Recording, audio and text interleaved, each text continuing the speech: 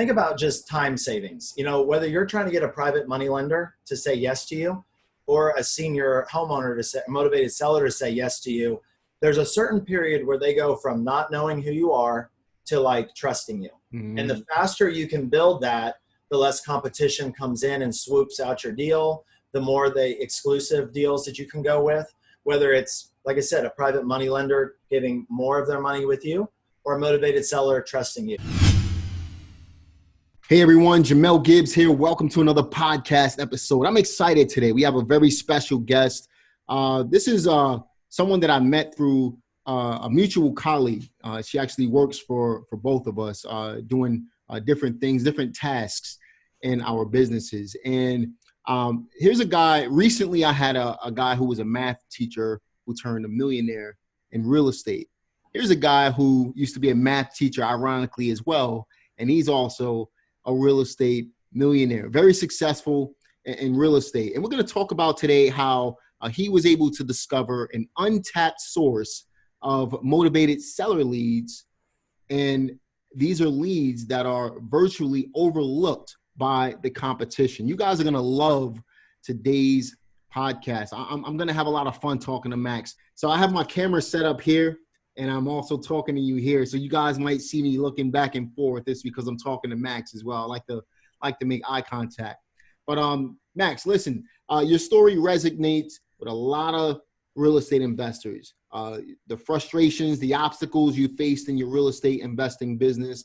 Why don't you tell us a little bit about how you got started in the business and also how you were able to transition from becoming a math teacher to a successful real estate investor? Yeah, absolutely. Well, thanks for having me on. And, my story, probably resonates with a lot of people. I wanted more out of life. I was happy, teaching math, and I just wanted to do better. I want to do bigger things for me. I want to do bigger things, for my family. And I found that a lot of, I had to sort of get a new set of friends. A lot of people out there were talking about wanting to do big things, but when it came to action time, they didn't want to, do anything. And I'm all about massive action. So I started getting into real estate. I was teaching math at an inner city school in Dallas-Fort Worth metro area in Texas. And I was just kind of looking for a side hustle. I was looking for something on the side. My friend was getting involved in real estate, and he was a real conservative type of guy as far as like financial stuff. Like he wasn't a big risk taker. And I was like, if he's doing this, I should take a look at it. So I took a look at it. I started, getting a mentor and learning. And then, I started wholesaling and decided to make the switch and just go full time. And things really went pretty good for a while.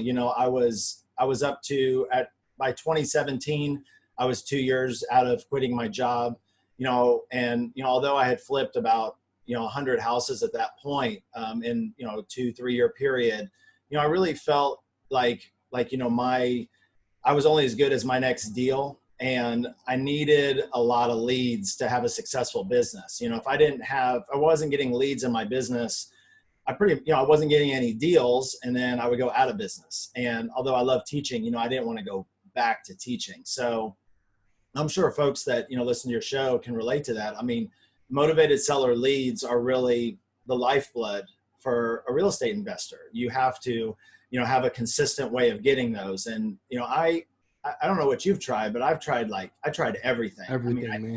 Everything. I did, We Buy Houses type, like websites. I did bandit signs, cold calling, what else, yellow letters, lists. I mean, every list I could get my hands on, pre-foreclosure. I worked, tired landlords. I had a VA calling for rent, signs. I did tax delinquent, vacant homes. And all of that stuff worked for me. I mean, obviously I was flipping houses, but what I didn't like is how unpredictable it was, and I was really frustrated because I felt like really two things I was frustrating about. One is I felt like I was running around just like wasting a lot of time chasing people who didn't really want to work with me. Like they acted like they were motivated, but then they weren't. And then I was frustrated because, I needed to be on top of my rehabs. I had 6 to 8 rehabs going at a time. And, if you don't have your finger on the pulse, I was wholesaling too. But if you don't have your finger on the pulse, that's when it all goes, sideways. And so I just kind of like took a pause and thought about it and figured out really what my main problem was. And that's what I'll share, with your audience here. My problem is that I was chasing the same motivated sellers with the exact same messaging that pretty much everybody else was too. I'm in a competitive market, Dallas-Fort Worth. People are giving the same pitch, and I was basically just another, investor in the stack of mail. And, it was an absolute grind. I mean, sometimes they'd pick me, which obviously, felt great. At least I knew that when they didn't pick me, it was usually because somebody in our market, whether it was a hedge fund or it was just somebody who was a lot newer and didn't have the experience, was overpaying. And, I knew just from being a math teacher that, just and being able to look at numbers, that overpaying, is not going to work. You're going to go out of business if you pay too much for your deals. And, I think being a math teacher, I knew that it was a numbers game at some point. Mm-hmm. You had to get out there. You had to, shake enough, trees and bushes and, just go out, turn over, rock over and just try to make things happen. And so I was like, well, what do I do here? Like I'm pretty much a dime a dozen real estate investor in the stack of mail, but I need to play. My conversion rate is still worth it to where I'm still getting a good ROI on my mail and my marketing spend, but it is going down. Right. So, what I did was I just kept, it's kind of crazy. I don't know why I did this, but just being vulnerable with y'all and trying to share exactly what happened to me so you don't make the same mistake. My response when things weren't working well or as well as they could have was I started sending out more of what wasn't even working. Can you relate to that? Oh man, when we're talking about direct mail and trying to figure it out, oh, forget about it. I've wasted thousands of dollars trying to figure out, what works, what doesn't work. And then the stuff that doesn't work, I'm thinking I got to send out more to be able to get more people to contact me, but it doesn't work that way. You have to make some adjustments. And that's where, and that's there's a fine line between that, man. Yeah. And so that's what I finally did. I made an adjustment, and that's what I'm going to share with y'all is, because basically at that point, like I said, it was a grind and I didn't feel like it was sustainable. Right. I was making good income, but I wanted income that was sustainable. And, that's why I left teaching, because I wanted something. I didn't want to grind. I didn't want 14 bells, telling me what to do all day. I wanted to do more with my life. I wanted to do more for my family. Yeah. So, I knew there had to be a better way. So here's what I did. I went through my old deals and I made a list of my deals, and I said, okay, I want to find deals that meet these 3 criterias. And so the 3 criteria that was important to me is they needed to be profitable deals. These were deals I already had completed. So they needed to be profitable. The seller, needed to have minimal resistance to my offer. So I'm thinking back to the deal, like, was it a real headache to get it closed, or were they like, did they really trust me and go with me, And then the last one is I needed to make sure I was having fun actually working with the motivated seller, because I want to make money and I want to have fun too. And I felt like, if I could just focus on those, 3 things, right, then that would free up a lot of my time, and I wouldn't have to, I wouldn't feel as burnt out. And so I did the analysis, and there's good news and bad news. The bad news is that most of my deals did not meet all 3 of the criteria. So that was kind of a sad face. But the good news is that in the small amount that did meet all 3, like I saw a pattern instantly. And it was that these motivated sellers were all senior homeowners. Mm. And so the light bulb went off then, huh? Yeah, the light bulb went off. And then I'm always one of these people, like, when something is working, I want to know why. And so what I did is I went back and I was like, okay, well, what list are these people on? And I mean, obviously, you can have a list that's, 62 and up or 65 and up. But, when I was looking at what their profile was, they weren't the typical motivated seller profile. Mm-hmm. They didn't have back taxes due. They weren't tired landlords. The house wasn't vacant. They were actually, living in it. There wasn't a foreclosure, a pre-foreclosure, or a late pay. a lot of times these folks actually didn't even have a mortgage. They lived in the house a long time and the house was paid off. And, and so it's sort of like peeling back an onion, but this was a good one. Sometimes when I'm peeling back an onion, it's like a rehab and I'm pulling the wall out and then you find more problems. Right. When I pull this back, it was sort of like, it felt like finding buried treasure. And it was like, right in front of me the whole time. And I just didn't know it. And so these are basically deals that you had that you've already done. All you did was go back and look at the data and say, okay, this fits the criteria, what I'm looking for. This is what I want to focus on. I've already done these deals. Right. It made me happy. I want to continue doing these types of deals, right? That's exactly it. Because, structurally, these houses were in good shape. Right. They needed some cosmetic updates. Maybe sometimes we pop a roof on. And so I thought that the more patterns I would notice, the more I could go and predictably get more of them.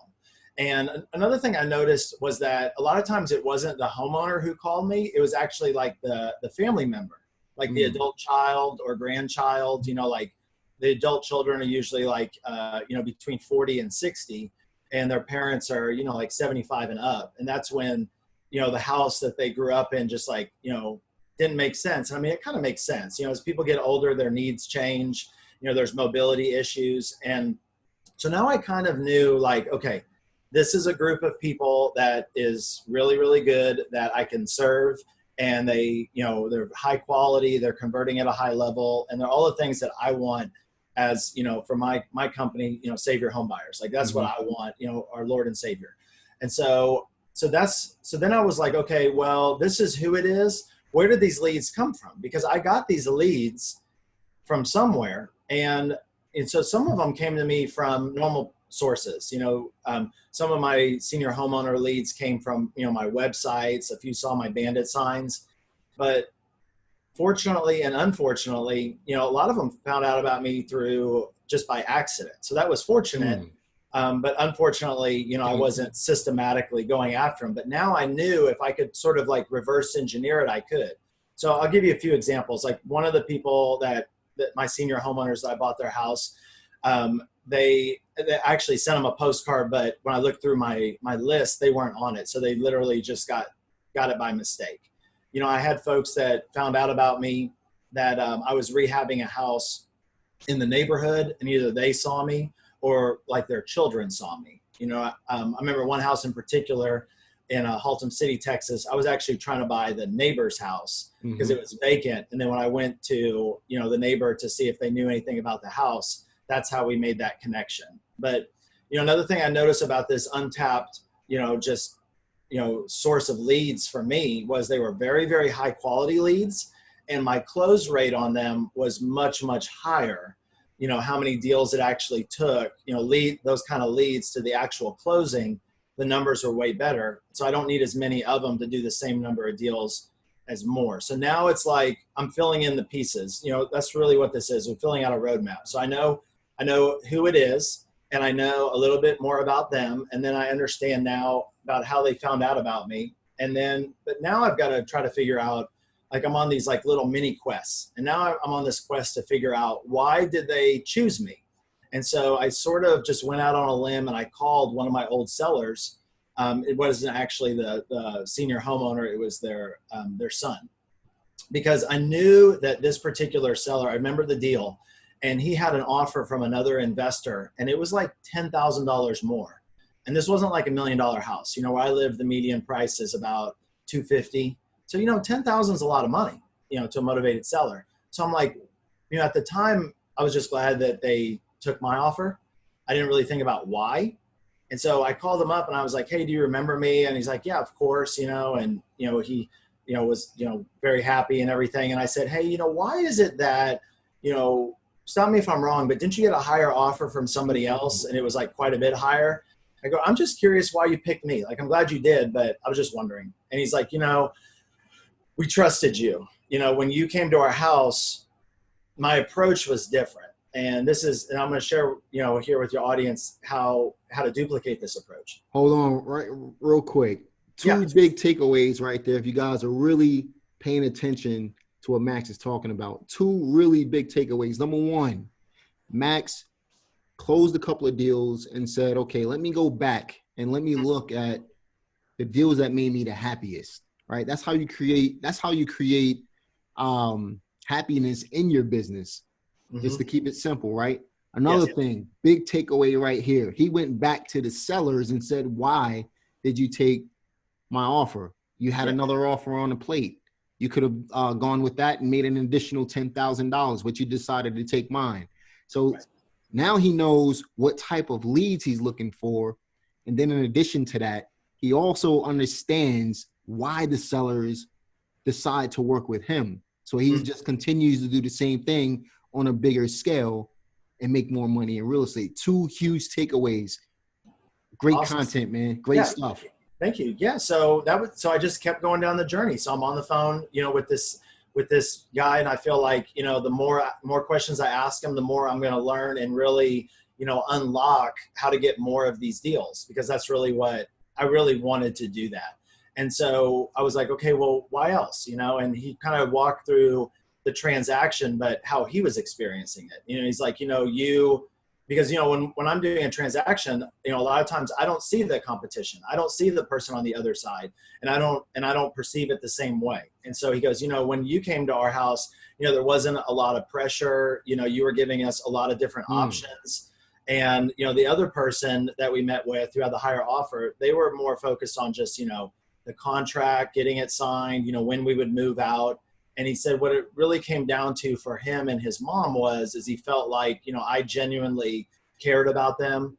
And I cared more about, them getting what they want and their experience and being happy over just, making, a ton of money. And that's why, they picked me, because it was $10,000 difference, but the way that I made them feel and the way I treated them was more important. And, that was like a huge eye opener for me. I mean, like I mentioned earlier, I was a teacher for 7 years. So my natural style is to teach and to help. And you don't become a school teacher because, for the money, you do it because you love, I love the kids, and I did care about people.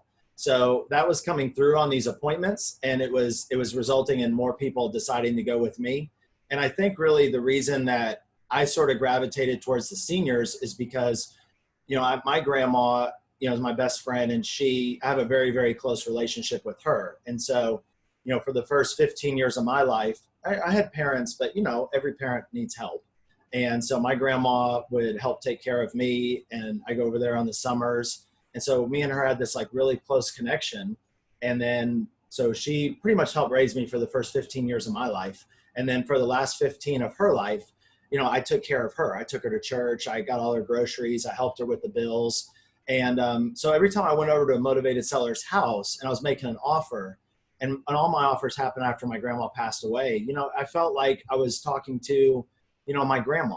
My grandma, she lived almost, and I missed her. And I try to put myself in the shoes of, if these folks are like my grandmas, and, and not all of them have a grandson that can help them with stuff. And I want to make sure that they're taken care of. My grandma lived like 25 years. My grandpa died in 87, and she lived in her house till 2011. So almost 25 years, people were trying to sell her reverse mortgages. I remember one time she had somebody knock on her door. She lives on the corner of a pretty busy intersection, and it was a realtor, and they brought her flowers, and they said, if you ever want to sell your house, give me a call. And a lot of times people thought like my grandma, because she wasn't financially sophisticated and she grew up during the Depression, like she wasn't smart, but she was really smart. And she was also frightened. So when these people would just call her out of the blue, it scared her because she lived by herself. And she could tell real quick that these folks that were reaching out to her, it wasn't about helping her.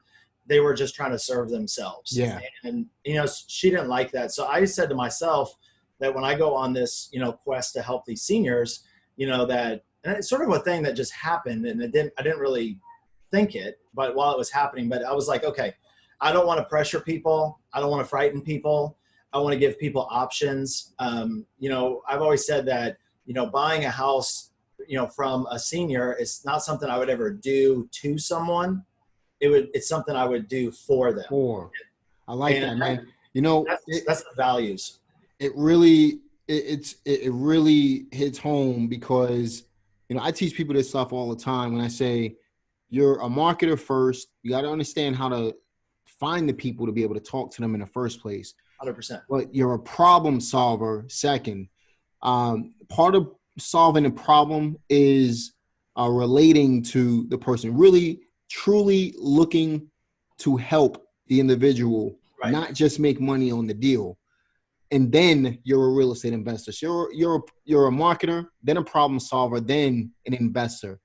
In that order, if you follow that particular order, you'll be able to, number one, find more people, help a lot more people, and worry about the money as a real estate investor on the back end. The money will follow, and you will stay in business for a long time because you truly do care about the people, not about your pockets.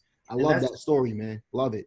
And that's exactly what happened. You know, so, I mean, I would literally help people even if they didn't, you know, sell their house to me. And that help really translated into trust. And the trust translated into, you know, getting a lot of referrals. And so I've always educated first, and that's a huge trust builder. And it's something that's, you know, changed my business, you know, forever. And kind of to your point of what you were just saying, you know, problem solver. So now I knew better who I was looking for, and you have to know who you're looking for in order to reach more of them. So that's like step one in your formula. Step two is problem solver. So here's what I was noticing.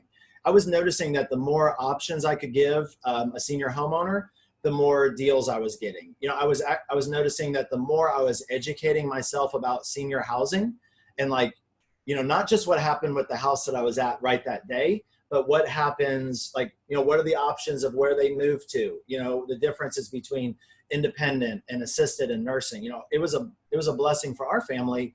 My grandma got to live in her home and pass away in her home, you know, but a lot of families, that's not the case. And they can't live at home safely. And so I was learning about these things as I was working with more seniors, and just by knowing more about the options, you know, it made me different than, I would say, 95% of my competition. Now, I do want to preface this. There was a downside to this. One of the big downsides that I was trying to overcome, that was a real challenge for me, was I was spending, you know, 2 to 4 hours at the senior's house a lot of times, educating them. You know, picture this. Okay, yeah. I'm with a lady who her husband passed away, and, you know, and she was a bus driver at the school district that we live in. And she's got a paid off house, but it's fallen apart. And she hasn't moved in 40 years. And she's got to figure out who to move, what strategy to use, who to trust, where to go, how to pay for it. And so I was noticing that my competition didn't know those answers. They were like, well, go talk to somebody like that. So it was taking me more time. And where I got the real light bulb went off for me was I was at an appointment, and the daughter of the motivated seller was there. And she was like, you know, you've really helped my family a tremendous amount.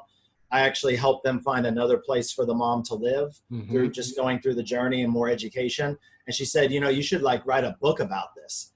And I was like kind of laughing, and I was like, yeah, I don't know about that. That's a good one. And then I went to the car and, you know, I thought about it, and I was like, you know what? That's actually a pretty good idea. You know, right now where I was at this point in time is I knew about senior housing. And I was like, you know, I want to go from being the person who knows about senior housing to the person who wrote the book on senior housing. And so what I did is I made a list of all the questions that one of the advantages of teaching and helping these people for 2 to 4 hours sometimes was they were asking a lot of questions, and I was writing them down. So I went back through my notes and I found all those questions. And so all the questions that they had asked me, and then I was like, okay, so I just made a T-chart, and I listed all these questions. And then I was like, okay, what would their options be? You know, what are some of the pros and cons to each one? And that was that's how I created Home to Home, the step-by-step senior housing guide. And so that was my first book. And I just, I printed out 100 copies of it, and I started giving it away. Yeah, we're gonna link some of your stuff in the description box as well, man.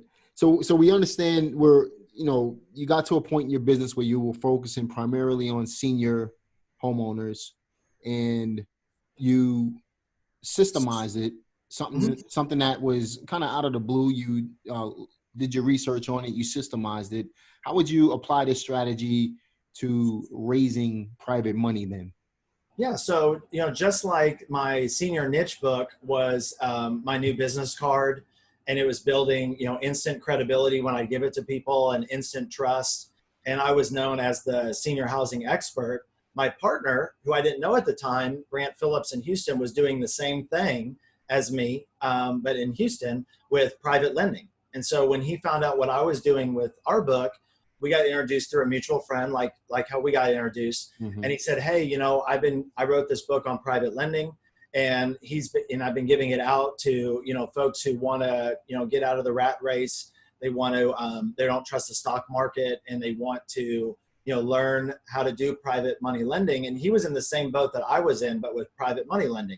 He was doing 2 to 4 hour conversations, and it just wasn't scalable. So he did the same thing. He's like, okay, what is it that I'd want to teach somebody if it was, if I could just sit with them for 4 hours? He put it in a book, and then he said, hey, is there a way that we can, use this together? And later I'll kind of share with you how other people plug into what we do. But it's the same thing. I'll give you another example, and it could be for private money or for senior motivated sellers. Either one, it works.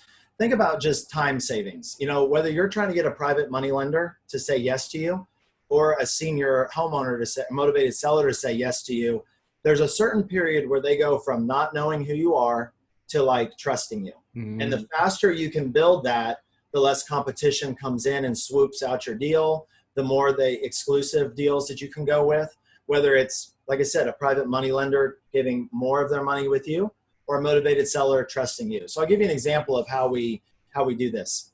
Anytime somebody calls our office right now, Save Your Home Buyers is our home buying business. The customer calls and they want to come out to the house, and we send them a copy of our book via courier.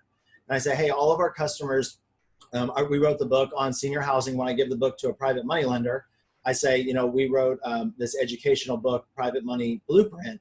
And anybody that I'm looking to work with, I send this to them first to read, because I want to make sure that you really understand what this is and what it isn't.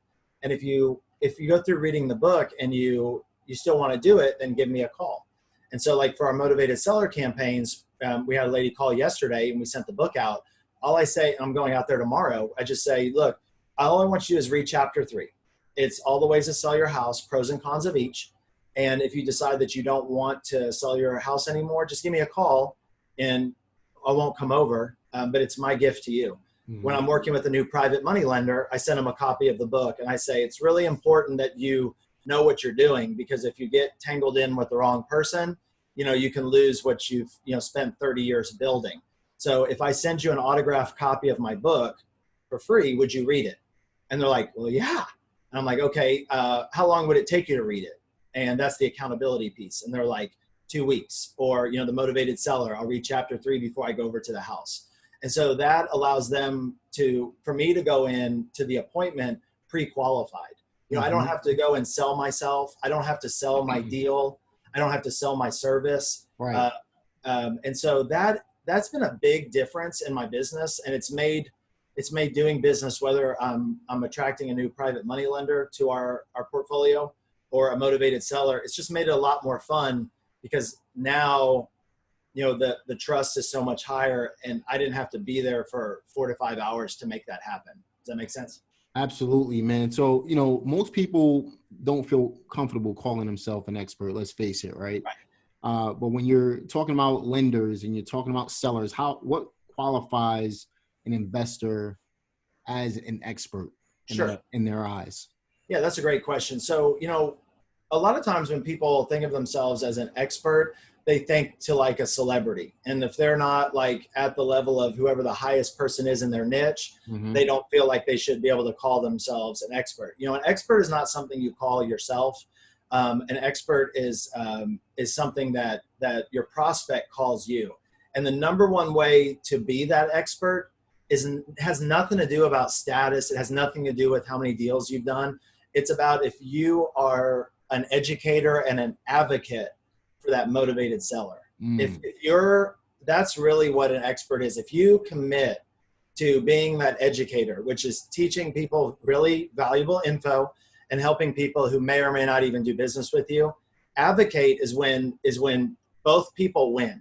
You can look your motivated seller in the eye or your private lender in the eye and say, look, I've set this program up to put the odds in your favor, so we both win, and I'm advocating for you to do what's best in your interests, even if it involves not working with me. That's actually a requirement for our students, that's strict. We don't bend on that. Being an author or being an expert in whatever niche you want to go after in real estate investing, it's not for, shady real estate investors who want to take advantage of desperate homeowners or take advantage of private money lenders who don't know, anything about, the game or the situation. It's about putting yourself out there. It's about helping people and making it to where they can find you. That's what an expert is. Absolutely, man. Great answer, man. I appreciate that. I appreciate that that comment on that as well, man. Now, obviously it's easy to see that a book is a great and powerful marketing tool. Now, as an investor, most investors don't have the capabilities of going out there and writing a book, especially when they're on that appointment with the motivated seller. So where should that investor start in becoming an expert in the seller's eyes or the lender's eyes? Yeah, well, that's a great news. What's great about that is that not only if you think that that writing a book is hard for you, imagine what your competitors think. Mm-hmm. They think the same thing. And traditionally and historically, writing a book has had a pretty high barrier to entry. We've made it, pretty easy. I think easier than most people could even imagine to get involved in it in the real estate investing space. But really, there's two ways to get involved in, books and becoming an author if you're a real estate investor. And the two ways are really very similar to the two types of investors that reach out to our office a lot. So the two types of real estate investors that reach out to us there's the DIY, and then I call it the ROI. So the DIY real estate investor, they like to, roll up their sleeves. They like to get, dirty, their hands dirty. They get involved in the rehab, very involved in all parts of the game. And it's more of a solopreneur and it's hands-on. And, there's a lot of trial and error involved in that. But sometimes it takes a little longer to get projects finished, to get your ROI. But if people enjoy the process, and they get satisfaction from doing that, then there's totally nothing wrong with that. So that's right. The first kind of folks that we help. The second kind of folks that we help and reach out to us are the real estate investor that they're Max, it's time is money. They just want to be doing the highest and best use activity.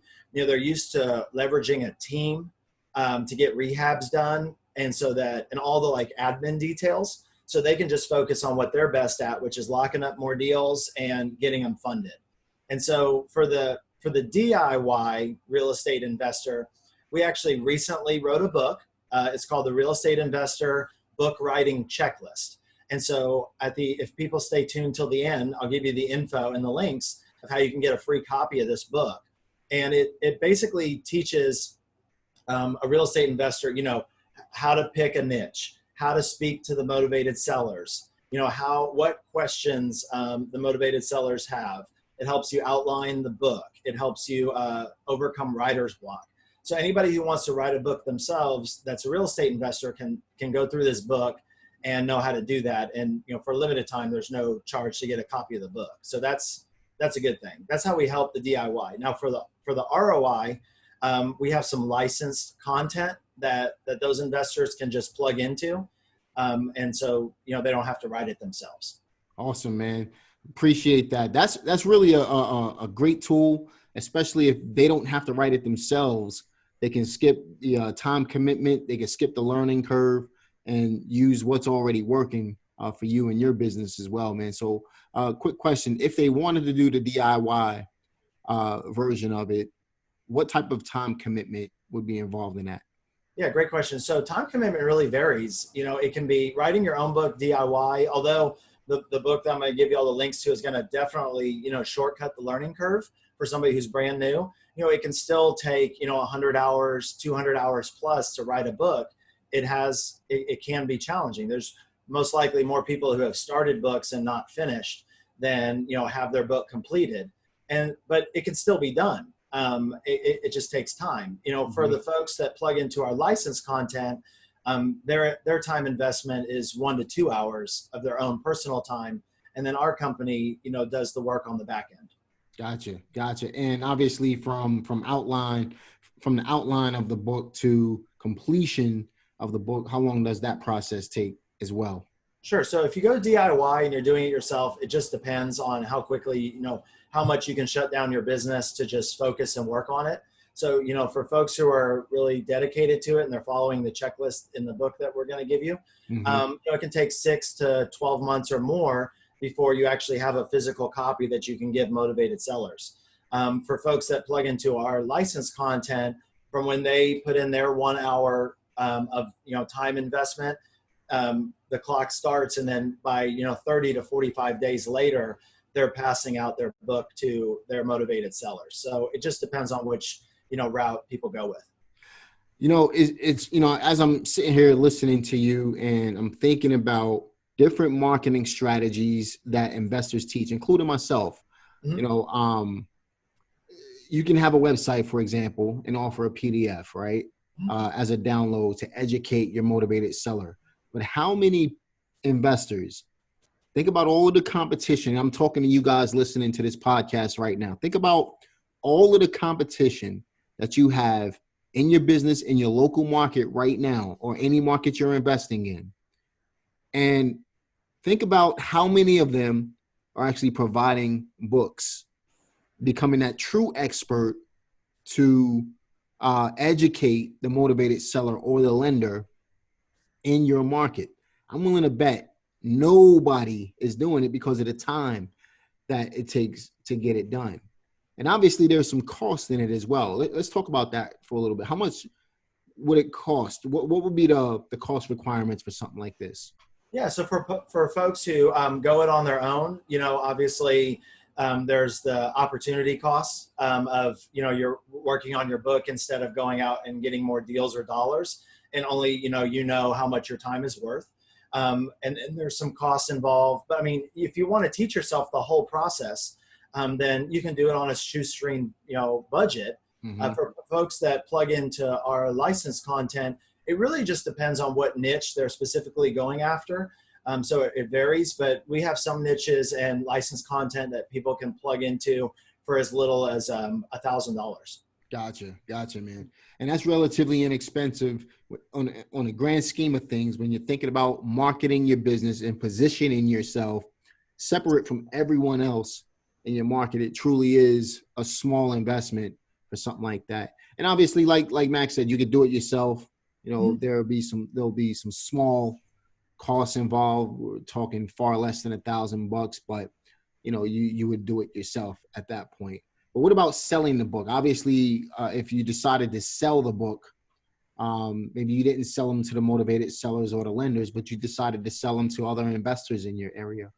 Would that be a reliable source of income for you? Yeah, that's a great question. It's one that a lot of my family's members asked me when I finished my first book. I told them that I printed out 100 copies and I started giving them away as my new business card, my new referral tool. They thought I was nuts. They're like, why are you giving your book away? You just invested all this time making it. Why don't you sell it and make your money back? And, there, of course, Stephen King and, J.K. Rowling. There's many authors that sell a book and do really, really well. But for me and, me just being, a home buyer, it would have been really short-sighted of me to do that because, I get the value from the deal. In our market, a wholesale deal is, 10 to 15K, wholesale deal. If we do a small flip, it's 30. If we go a full retail flip on a 250 house, we can make 50. I'd have to sell an astronomical number of books to ever make that. So now I will say this, I did put my book on Amazon. and it did, hit a couple of the bestseller lists, which was really cool. I wasn't expecting that. Right. And yes. And I get some royalties. I do get some sales from it. But when I compare the royalties and the sales that I get compared to how the deal flow that I get and the value of the deal flow, the expert positioning that I get, walking into the house, I don't have to feel like I'm, interviewing or for a job or reeking of desperation. I'm already pre-qualified when I walk in as the expert. And then the ability for people to take the book and give it to their friends and the referrals that I get, those are the three big ones. It's the expert positioning, not in the minds of my competition, and my motivated sellers. And being pre-qualified, that's really my favorite. I mean, if I have to pick one, that one gives me goosebumps. It makes me feel so good because, when I drive 45 minutes to somebody's house, the old school way, maybe they weren't even there sometimes, and not everybody was there who needed to sign title.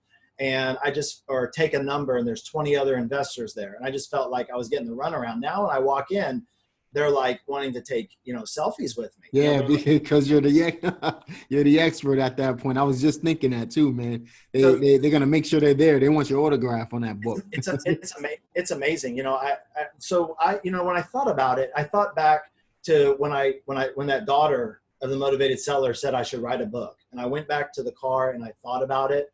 And so when I went back to that conversation in my head multiple times, I think to myself, and when my family members would say that to me and they'd say, why don't you sell the book? I think about it and I go, why did I even write this book? It's like, I wrote the book not to have something to sell. I wrote the book to have something that would sell me. That was the whole point. And so, giving it away has produced, exponential returns from a ROI and, more than any other strategy I've ever used. And giving it away has been a lot of fun too. Awesome, man. Now, what are some other ways that an investor can use this book that they build out or license in order to grow their businesses? Yeah. So not only has the book been the ultimate, my new ultimate business card, but it's also been my ultimate referral tool, because when you have a book and it's like, a physical book, and it's like right there, and what's in it is valuable. Like the content has to be valuable. The content has to speak to the person that you're giving it to. But if you have a book and it's valuable, it's just really easy for people to share your book with other people. And that's really what referrals are, is they're sharing. And what I've noticed in just being in business is that it's easier and easier to find information about people online. And it's easier it used to be back in the day, when you had a personal relationship with somebody, the barrier for them to go find somebody else to work with was really high. So they just said, well, I already know somebody, I got that covered, so I'm going with you. Now, with the way things are online, it's just so much easier to find new people. What can we do to make it easy button for, folks to give us a referral? And how do we stand out when it's easier to find a lot of other investors to sell houses to? And so, so that's been really good because, like I said, the motivated seller now is doing the selling, not me. Motivated seller is promoting me. And, it's just human nature that if I'm, at a senior center, or I'm at church, or I'm at the mall, and I know I have a friend and they go, hey, I'm having trouble finding a place for my mom to live, or we just inherited this house, or we got to do something about my parents' house. It's just human nature for that person to go, oh, hey, I know the guy who wrote the book on this subject, and tell him about it. It's just natural. And so even though we move into this digital space, and like, back to what you said, number one, you've got to know how to reach out and awareness and get people to know who you are. And that's crucial. And I found that although we have all these new options, word of mouth advertising is still the best marketing there is. And I found that a book and people passing it around has been the best, way to get more of that. So number one, is there's a lot of ways people can increase the ROI. Number one is using it as a referral tool. Number two is I used the book to actually speak at a local church. And this was something I did not plan. It was totally unexpected. But what happened was a church found out that I wrote this book, and they said, hey, we want you to come and speak to our group. And I was like, okay. And, although I'm a professional teacher, I was still nervous. I didn't have a PowerPoint presentation. I wasn't exactly sure what I was going to say. And it was sort of a last minute thing. So I just packed up some of my books and I went over there and I just, taught out of the book and taught things that were valuable and answered their questions. And what was interesting is how engaged everybody was. Like the folks were really nodding their head and paying attention. And then afterwards they came up to me and they were like, we really appreciate you coming tonight. This was like super valuable. Like one lady was crying and I didn't say anything mean to her. She was just like, I've been taking care of my parents and, this has been like so stressful. And they really appreciated me teaching them this stuff. A couple of them actually at the end came up and asked about my services. I tried to like really not make what it was about. It was just teaching. And I wrote this book and they were like, okay, well, if we have a house to sell, can you come over? And they were like, it was sort of like, do they qualify to work with me? Actually, the first church presentation that I did, I booked a couple of buy calls to go look at houses that night. And so, the folks wanted my book, which was really cool. And they wanted me to sign it. And they were like getting pictures. And I was like really, really blown away. I mean, it was a small church. It was, 25 people or so. But for me, it felt like I was on like a TED Talk. Like I was on cloud 9 and I wanted to do it again. And one of the little secrets in the book world that a lot of real estate investors don't know about is that there's event organizers in cities everywhere. And it's a stressful job because they're always looking for somebody to be the speaker. And what I found is that by being seen as the subject matter expert on my topic, it made it really, really easy for these event planners and coordinators and church leaders and senior, housing facilities and self-directed IRA companies to pick me. Some of them actually were surprised when some of them asked me how much I charged to speak. And I was like, I don't know what to say. So I just said, oh, it's free, and they were like really confused. Imagine if I had told them that I would have probably, I won't say probably, like guaranteed, I would have paid to speak there because I got so much benefit. So one way to jack the ROI up with a book is getting people to pass it around and say good things about you. I think that obviously makes sense. The second one is the opportunity to speak, whether it's live or virtual, and people come to you. And the third one is this kind of like aura of celebrity. When I wrote the book, it was to help these motivated sellers. And when my partner wrote the book on private lending, it was to help a potential private lender.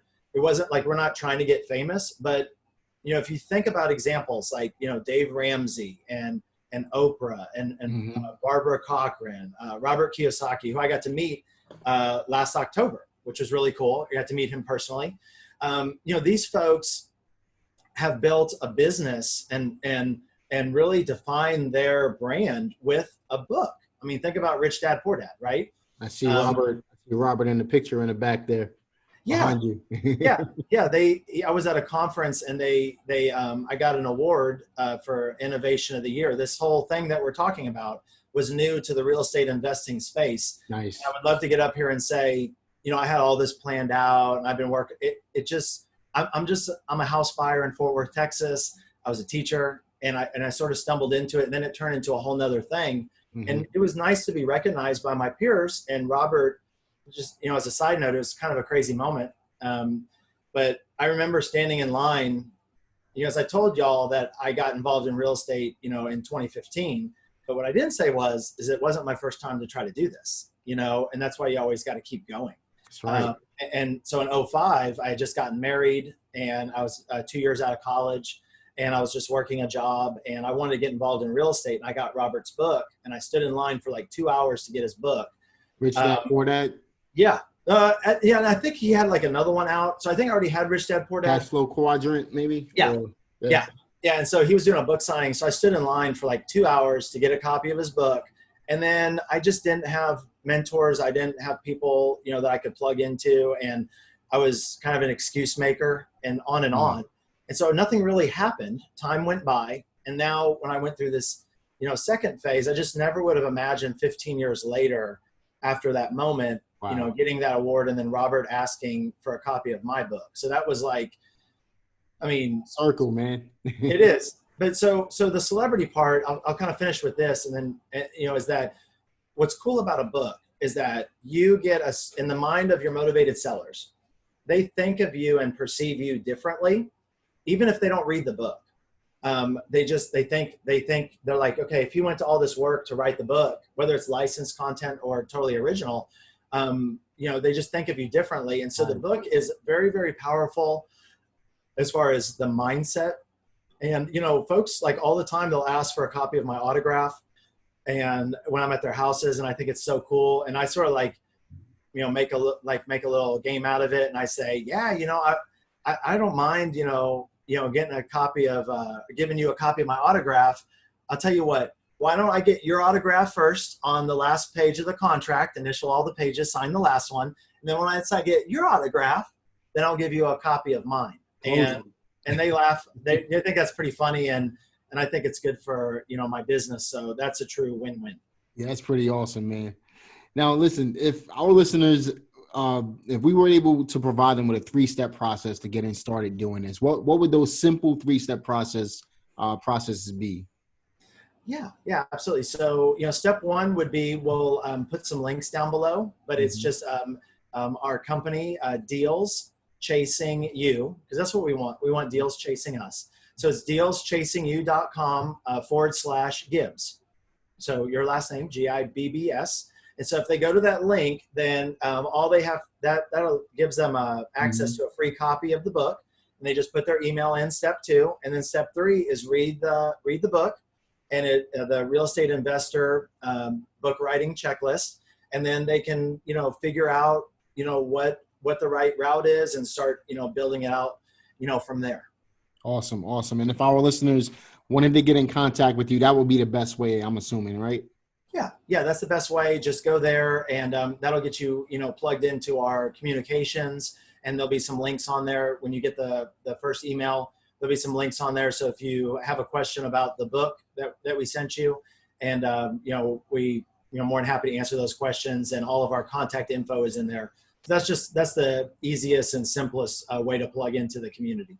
Perfect, man. And now we're talking about books and, developing books and obviously you just mentioned that you're a book reader as well. Are you currently reading any other books outside of yours? Yeah. So I'm reading different books all the time. I'm actually reading, there's so many. What I'm starting to do now is actually reread. So, we only have so much time on the planet, and it's going to be really hard to read every book in the library. So one of maybe the best, gives I could give is, if you find a book that's really good, it really resonates. What I do is I have little sticky tabs, and I tab certain key points and things that are really important and interesting. And what I find is that about, 10 or 20% of the, stuff is highlighted, usually about 10%.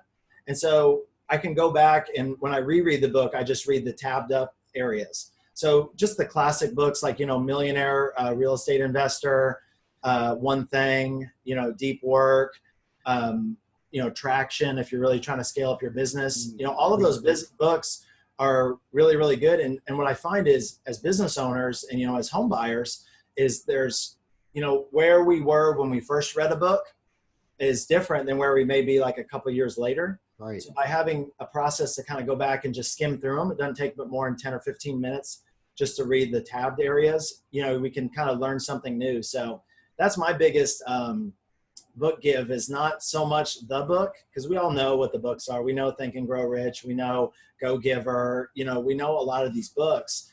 It's more about really cherishing what's in those books and putting them into action. And I found the fastest way to put them into action is to just focus on like a few things in them. And actually that's what our motivated sellers do, is because I'll go to their house and I'll see the book, and they'll have it like on their nightstand, and it's tabbed to some certain pages. And when I see that, I go, oh, it looks like you tabbed a few of the pages. Did you get a chance to read chapter 3? And they're like, no, I read the whole thing. And I'm like, oh, okay, great. Well, it looks like you tabbed a couple of pages. Do you want to start with those areas? And so it kind of works for everything. Absolutely, man. And I love the point that you brought out in regards to rereading the books, because like you said, you're a different person a couple of years later. You're a little more experienced. So when you go through the book again, you're looking at it from a more experienced mind, and you're able to apply in a different way. So I love that, man. Great call today, Max. We got to have you back sometime in the very near future, man. I know our listeners are going to love this podcast. If you guys liked it, be sure to click that like button on YouTube. Be sure to subscribe. Check out Max's links in the description box as well. It's been a really, really great call, different for you guys. This has been completely different. I haven't heard of anybody, not including myself. I haven't, and I thought I like to think that I've thought of it all, right? But providing books as a way to position yourself as an expert in your local market. I guarantee you, nobody else is doing that. It's not even taught in the real estate industry. That's why that's why this has been a great call. That's why Max gets a lot of deals done. And that's why you guys, if you implement what he talked about on today's training, you're going to be able to do the same thing. This is just a way to step outside of the box. We talk about this all the time. Step outside of your comfort zone. Step outside of the box. Do something different. Be creative in your marketing, and you'll do better than everybody else in your market. All right, guys. So listen, it's been a great call. Max, any last words for our listeners? No, it's I commend everybody who's listening. Investing in your education and getting the knowledge is really the key, and putting it into action. And I'm looking forward to the next time that I get to come back and share what's working in the home buyer space with your audience. So looking forward to the next visit, and just and everybody just keep investing in the education. Awesome, man. We definitely got to do this again. Check out the links in the show notes, guys, and get your free download from Max as well. You will have to enter your email address and provide a little bit of information, but this will be worth it on the other side when you actually apply what he's talking about in that book. All right. So listen, guys, it's been a real pleasure. I'm looking forward to seeing you guys on the next one. Share this video with your friends, like it, subscribe, do all of that good stuff. We'll talk to you on the next one. Take care.